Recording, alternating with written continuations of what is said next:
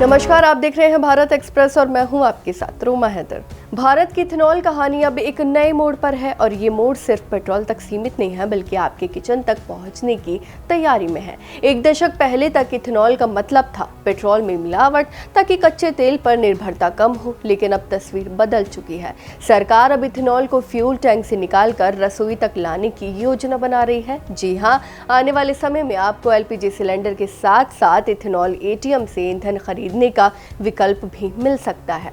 Reports के मुताबिक policy makers एक ऐसे मॉडल पर काम कर रहे हैं जहां लोग खास कंटेनर में इथेनॉल भरवाकर कुकिंग स्टोव में इस्तेमाल कर सकेंगे। यानी जैसे आज पेट्रोल पंप से तेल भरवाते हैं, वैसे ही कल किचन फ्यूल के लिए भी इथेनॉल भी खरीदा जा सकता है। दरअसल इस बड़े बदलाव की वजह है भारत का तेजी से बढ़ता इथेनॉल उत्पादन।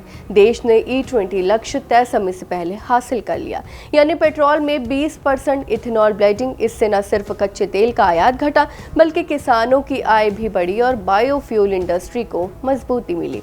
लेकिन इस सफलता ने एक नई चुनौती भी खड़ी कर दी है, उत्पादन ज्यादा और मांग कम। आंकड़ों के मुताबिक भारत की इथेनॉल उत्पादन क्षमता 20 बिलियन लीटर सालाना पार कर चुकी है और जल्द ही 24 बिलियन लीटर तक पहुंचने वाली है। वहीं E20 प्रोग्राम करीब 11 बिलियन लीटर ही खपत करता है। बाकी मांग शराब, फार्मा और केमिकल इंडस्ट्री से आती है, लेकिन फिर भी लगभग 7 बिलियन लीटर इथेनॉल अतिरिक्त बच रहा है और यही वजह है कि अब सरकार नई मांग पैदा करने में जुटी हुई है और किचन उसका सबसे बड़ा टारगेट बनकर उभर रहा है। वहीं भारत में खाना पकाने के लिए आज भी एलपीजी पर भारी निर्भरता है, जिसका बड़ा हिस्सा आयात से आता है और ऐसे में इथेनॉल एक देसी विकल्प बन सकता है जो किसानों को फायदा देगा, आयात बिल घटाएगा और ऊर्जा सुरक्षा को मजबूत करेगा। सिर्फ किचन ही नहीं, इथेनॉल के लिए नए दरवाजे एक्सपोर्ट और एविएशन सेक्टर में भी खुल रहे हैं। जी हाँ, नेपाल, बांग्लादेश और इंडोनेशिया जैसे देश इथेनॉल के संभावित खरीदार बन सकते हैं। वहीं एविएशन में सस्टेनेबल एविएशन फ्यूल यानी SAF के रूप में इथेनॉल की एंट्री एक गेम चेंजर साबित हो सकती है।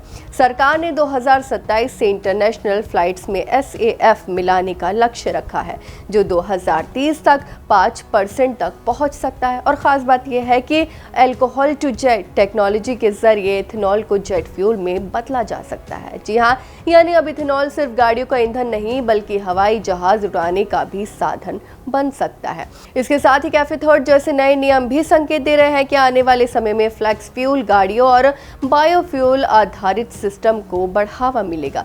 सबसे बड़ा बदलाव यह है कि इथेनॉल अब सिर्फ गन्ने से जुड़ा उत्पादन नहीं रहा, मक्का और अनाज आधारित उत्पादन तेजी से बढ़ रहा है, जिससे पानी की खपत जैसी चिंताओं को भी कम किया जा सकता है। तो कुल मिलाकर कहानी साफ है, भारत का इथेनॉल प्रोग्राम अब ब्लेंडिंग से आगे बढ़कर डायरेक्ट यूज की तरफ जा रहा है। हो सकता है कि इथेनॉल एटीएम हर गली में नजर ना आए, हो सकता है एलपीजी की जगह पूरी तरह ना ले पाए, लेकिन इतना तो तय है कि भारत अब इथेनॉल को एक बड़े एनर्जी विकल्प के तौर पर स्थापित करने की दिशा में तेजी से आगे बढ़ रहा है। आपकी इस बारे में क्या राय है, हमें कमेंट करके जरूर बताएं। फिलहाल इस खबर में बस इतना ही और ऐसे ही तमाम खबरों को देखने के लिए देखते रहिए भारत एक्सप्रेस।